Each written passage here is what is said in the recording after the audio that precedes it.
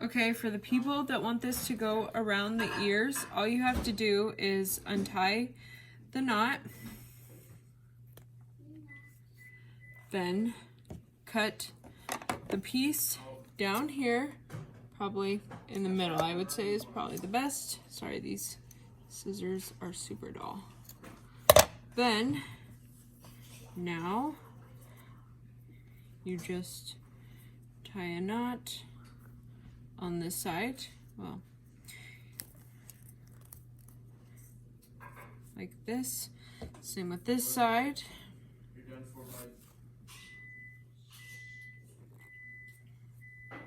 Obviously the fabric or the elastic was not the same size when I cut it, so I will bring this up a little bit more. I'll make the loop a little bit smaller. Just gonna cut off the excess.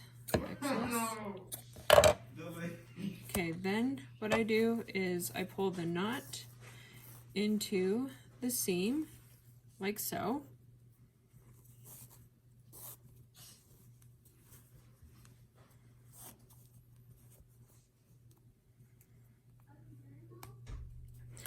And then once it's in the seam, I mean, this one I didn't get all the way in because I don't feel like struggling with it.